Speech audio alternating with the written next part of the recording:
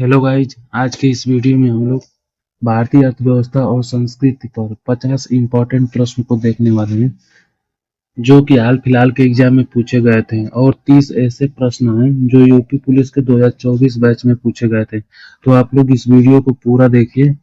तो चलिए हम लोग बिना टाइम को वेस्ट किए वीडियो स्टार्ट करते हैं। और अगर आपको वीडियो अच्छा लगा तो वीडियो को लाइक कर दीजिएगा। चलिए हम लोग वीडियो का पहला प्रश्न देखते हैं कि भारत की पहली पंचवर्षीय योजना कब शुरू हुई थी। तो भारत की जो पहली पंचवर्षीय योजना शुरू हुई थी वो हुई थी 1951 ईस्वी में, यानी ऑप्शन नंबर सी इसका सही आंसर है। चलिए अगला प्रश्न देखते हैं। प्रश्न नंबर 2 दिया हुआ है कि भारतीय रिजर्व बैंक की स्थापना कब हुई थी। तो भारतीय रिजर्व बैंक की स्थापना जो हुई थी वो हुई थी 1935 ईस्वी में, यानी ऑप्शन नंबर ए इसका सही आंसर है। चलिए अगला प्रश्न देखते हैं। प्रश्न नंबर 3 देख सकते हैं, दिया हुआ है कि भारत में हरित क्रांति का संबंध किससे है। भारत में हरित क्रांति का संबंध जो है वो है गेहूं और चावल उत्पादन से, यानी ऑप्शन नंबर बी इसका सही आंसर है। चलिए अगला प्रश्न देखते हैं। प्रश्न नंबर 4 देख सकते हैं, दिया हुआ है कि भारत में योजना आयोग की स्थापना कब हुई थी। तो भारत में योजना आयोग की स्थापना जो हुई थी वो हुई थी 1950 ईस्वी में, यानी ऑप्शन नंबर बी इसका सही आंसर है। चलिए अगला प्रश्न देखते हैं। प्रश्न नंबर 5 देख सकते हैं, दिया हुआ है कि नीति आयोग की स्थापना कब हुई थी। तो नीति आयोग की जो स्थापना हुई थी वो हुई थी 2015 ईस्वी में, यानी ऑप्शन नंबर बी इसका सही आंसर है। चलिए अगला प्रश्न देखते हैं। प्रश्न नंबर 6 देख सकते हैं, दिया हुआ है कि भारतीय अर्थव्यवस्था का सबसे बड़ा क्षेत्र कौन सा है। तो भारतीय अर्थव्यवस्था का जो सबसे बड़ा क्षेत्र है वो है सेवा, यानी ऑप्शन नंबर सी इसका सही आंसर है। चलिए अगला प्रश्न देखते हैं। प्रश्न नंबर 7 देख सकते हैं, दिया हुआ है कि भारत का केंद्रीय बजट कौन प्रस्तुत करता है। तो भारत का केंद्रीय बजट जो प्रस्तुत करता है वो करता है वित्त मंत्री, यानी ऑप्शन नंबर सी इसका सही आंसर है। चलिए अगला प्रश्न देखते हैं। प्रश्न नंबर 8 देख सकते हैं, दिया हुआ है कि जीएसटी कब लागू हुआ था। तो जीएसटी जो लागू हुआ था वो 2017 ईस्वी में लागू हुआ था, यानी ऑप्शन नंबर बी इसका सही आंसर है। चलिए अगला प्रश्न हम लोग देखते हैं। प्रश्न नंबर 9 देख सकते हैं, दिया हुआ है कि भारत में मुद्रा का निर्गमन कौन करता है। भारत में मुद्रा का निर्गमन कौन करता है, तो वो करता है आरबीआई, यानी ऑप्शन नंबर बी इसका सही आंसर है। चलिए अगला प्रश्न देखते हैं। प्रश्न नंबर 10 देख सकते हैं, दिया हुआ है कि भारत में आर्थिक उदारीकरण कब शुरू हुआ था। तो भारत में आर्थिक उदारीकरण जो शुरू हुआ था वो हुआ था 1991 ईस्वी में, यानी ऑप्शन नंबर बी इसका सही आंसर। चलिए अगला प्रश्न देखते हैं। प्रश्न नंबर 11 देख सकते हैं, दिया हुआ है कि भारत में श्वेत क्रांति किससे संबंधित है। तो भारत में श्वेत क्रांति जो है वो दुग्ध उत्पादन से संबंधित है, यानी ऑप्शन नंबर बी इसका सही आंसर है। चलिए अगला प्रश्न देखते हैं। प्रश्न नंबर 12 देख सकते हैं, दिया हुआ है कि भारत का सबसे बड़ा निर्यात क्षेत्र कौन सा है। तो भारत का सबसे बड़ा निर्यात क्षेत्र जो है वो है सेवा, यानी ऑप्शन नंबर सी इसका सही आंसर है। चलिए अगला प्रश्न देखते हैं। प्रश्न नंबर 13 देख सकते हैं, दिया हुआ है कि भारत में बैंक राष्ट्रीयकरण कब हुआ था। तो भारत में बैंक राष्ट्रीयकरण जो हुआ था वो हुआ था 1969 ईस्वी में, यानी ऑप्शन नंबर बी इसका सही आंसर है। चलिए अगला प्रश्न देखते हैं। प्रश्न नंबर 14 देख सकते हैं, दिया हुआ है कि मुद्रा योजना किससे संबंधित है। तो मुद्रा योजना जो संबंधित है वो संबंधित है छोटे उद्योग से, यानी ऑप्शन नंबर सी इसका सही आंसर है। चलिए अगला प्रश्न देखते हैं। प्रश्न नंबर 15 देख सकते हैं, दिया हुआ कि भारत में गरीबी रेखा का निर्धारण कौन करता है। तो भारत में गरीबी रेखा का निर्धारण जो करता है वो नीति आयोग करता है, यानी ऑप्शन नंबर बी इसका सही आंसर है। चलिए अगला प्रश्न देखते हैं। प्रश्न नंबर 16 दिया हुआ है कि भारत में मेक इन इंडिया अभियान कब शुरू हुआ था। तो भारत में मेक इन इंडिया अभियान जो शुरू हुआ था वो 2014 में शुरू हुआ था, यानी ऑप्शन नंबर बी इसका सही आंसर है। चलिए अगला प्रश्न देखते हैं। प्रश्न नंबर 17 देख सकते हैं, दिया हुआ कि भारत की मुद्रा का नाम क्या है। तो भारत की मुद्रा का नाम जो है वो है रुपया, यानी ऑप्शन नंबर बी इसका सही आंसर है। चलिए अगला प्रश्न देखते हैं। प्रश्न नंबर 18 देख सकते हैं, दिया हुआ कि नाबार्ड किस क्षेत्र से संबंधित है। तो नाबार्ड जो संबंधित है वो कृषि क्षेत्र से संबंधित है, यानी ऑप्शन नंबर बी इसका सही आंसर है। चलिए अगला प्रश्न देखते हैं। प्रश्न नंबर 18 दिया हुआ है कि भारत का में सबसे अधिक रोजगार किस क्षेत्र में है। तो भारत में सबसे अधिक रोजगार जो है वो है कृषि क्षेत्र में, यानी ऑप्शन नंबर सी इसका सही आंसर है। चलिए अगला प्रश्न देखते हैं। प्रश्न नंबर 20 देख सकते हैं, दिया हुआ है कि भारत में डिजिटल भुगतान को बढ़ावा देने की योजना क्या कहलाती है। तो भारत में डिजिटल योजना को बढ़ावा देने की योजना जो है वो है डिजिटल इंडिया, यानी ऑप्शन नंबर बी इसका सही आंसर है। चलिए अगला प्रश्न देखते हैं। प्रश्न नंबर 21 दिया हुआ है कि भारत में विदेशी निवेश को क्या कहा जाता है। तो भारत में विदेशी निवेश को जो कहा जाता है वो कहा जाता है एफडीआई, यानी ऑप्शन नंबर बी इसका सही आंसर है। चलिए अगला प्रश्न देखते हैं। प्रश्न नंबर 22 देख सकते हैं, दिया हुआ है कि भारतीय अर्थव्यवस्था किस प्रकार की है।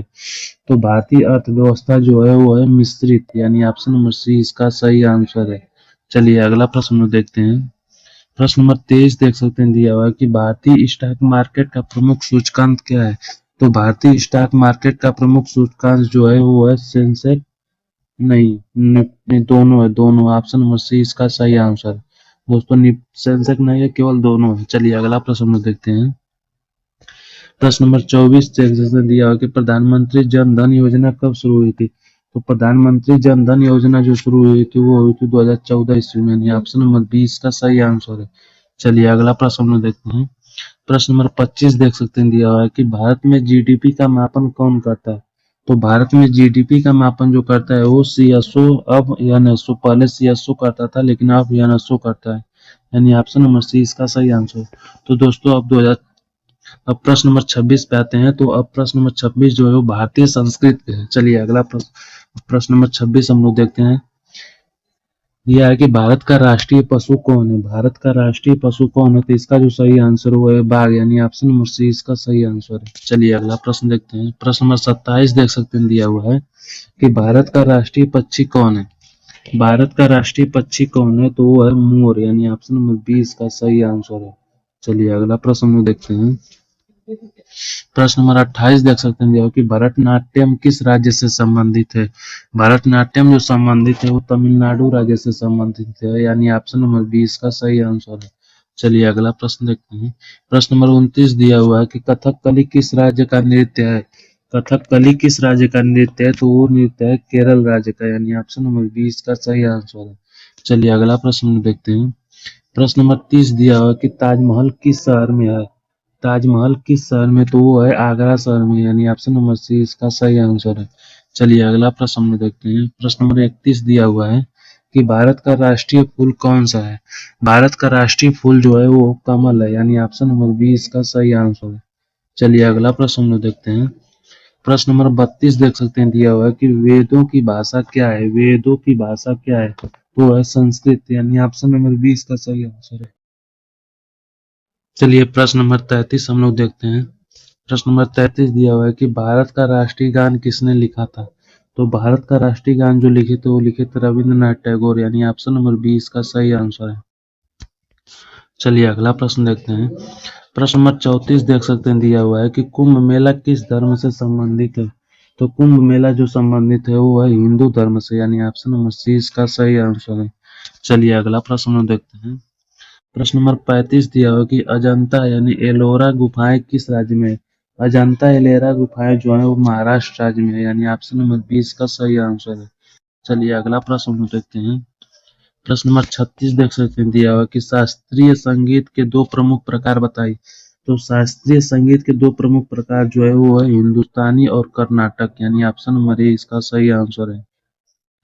चलिए अगला प्रश्न देखते हैं। प्रश्न नंबर 37 दिया हुआ है कि ओडिसी नृत्य किस राज्य से संबंधित है। तो ओडिसी नृत्य जो संबंधित है वो उड़ीसा राज्य से संबंधित है, यानी ऑप्शन नंबर ए इसका सही आंसर है। चलिए अगला प्रश्न देखते हैं। प्रश्न नंबर 38 दिया हुआ है कि गुरु नानक किस धर्म से संबंधित है। तो गुरु नानक जो संबंधित है वो सिख धर्म से है, यानी ऑप्शन नंबर सी इसका सही आंसर है। चलिए अगला प्रश्न देखते हैं। प्रश्न नंबर 39 दिया हुआ है कि रामायण के रचयिता कौन है। तो रामायण के रचयिता जो है वो वाल्मीकि है, यानी ऑप्शन नंबर ए इसका सही आंसर है। चलिए अगला प्रश्न देखते हैं। प्रश्न नंबर 40 दिया हुआ है कि भारत का राष्ट्रीय खेल परंपरागत रूप से माना गया। भारत का राष्ट्रीय खेल क्या है। तो भारत का राष्ट्रीय खेल जो है वो है हॉकी, यानी ऑप्शन नंबर बी इसका सही आंसर है, जिसे परंपरागत रूप से माना गया है। चलिए प्रश्न नंबर 41 देख सकते हैं, दिया हुआ है कि दिवाली किसका प्रतीक है। दिवाली किसका प्रतीक है, तो दिवाली जो है प्रकाश की विजय का प्रतीक है, यानी ऑप्शन नंबर बी इसका सही आंसर है। चलिए अगला प्रश्न देखते हैं। प्रश्न नंबर 42 दिया हुआ है कि गीता किस ग्रंथ का भाग है। तो गीता किस ग्रंथ का भाग है, तो यह महाभारत ग्रंथ का, यानी ऑप्शन नंबर बी इसका सही आंसर है। चलिए अगला प्रश्न हम लोग देखते हैं। प्रश्न नंबर 43 देख सकते हैं दिया हो कि सांची स्तूप किस राज्य में है। सांची स्तूप जो है वो मध्य प्रदेश राज्य में है, यानी ऑप्शन नंबर बी इसका सही आंसर है। चलिए अगला प्रश्न हम लोग देखते हैं। प्रश्न नंबर 44 दिया हुआ है कि बिहू किस राज्य का त्योहार है। बिहू जो है वो असम राज्य का त्योहार है, यानी ऑप्शन नंबर ए इसका सही आंसर है। चलिए अगला प्रश्न हम लोग देखते हैं। प्रश्न नंबर 45 देख सकते हैं दिया हुआ है कि नालंदा विश्वविद्यालय किस राज्य में है। तो नालंदा विश्वविद्यालय जो है वो बिहार राज्य में है, यानी ऑप्शन नंबर बी इसका सही आंसर है। चलिए अगला प्रश्न हम लोग देखते हैं। प्रश्न नंबर 46 देख सकते हैं दिया हुआ है कि मीनाक्षी मंदिर कहाँ स्थित है। तो मीनाक्षी मंदिर जो स्थित है वो मदुरई में स्थित है, यानी ऑप्शन नंबर बी इसका सही आंसर है। चलिए अगला प्रश्न हम लोग देखते हैं। प्रश्न नंबर 47 देख सकते हैं दिया हुआ है कि भारत का राष्ट्रीय ध्वज किसने डिजाइन किया था। तो भारत का राष्ट्रीय ध्वज जो डिजाइन किया था उनका नाम है पिंगली वेंकैया, यानी ऑप्शन नंबर सी इसका सही आंसर है। चलिए अगला प्रश्न हम लोग देखते हैं। प्रश्न नंबर 48 देख सकते हैं दिया हुआ है कि लोहड़ी किस राज्य का प्रमुख त्योहार है। तो लोहड़ी जो है वो शास्त्रीय लोहड़ी किस राज्य का प्रमुख त्योहार है। तो वो है पंजाब राज्य का, यानी ऑप्शन नंबर बी इसका सही आंसर है। चलिए अगला प्रश्न हम देखते हैं। प्रश्न नंबर 49 दिया हुआ है कि भरतनाट्यम का संबंध किससे है। तो भरतनाट्यम का जो संबंध है वो शास्त्रीय नृत्य से है, यानी ऑप्शन नंबर बी इसका सही आंसर है। चलिए हम लोग लास्ट प्रश्न को देखते हैं। लास्ट प्रश्न दिया हुआ है कि भारतीय संस्कृति की मुख्य विशेषता क्या है। तो भारतीय संस्कृति की जो मुख्य विशेषता है वो है विविधता में एकता है, यानी ऑप्शन नंबर बी इसका सही आंसर है।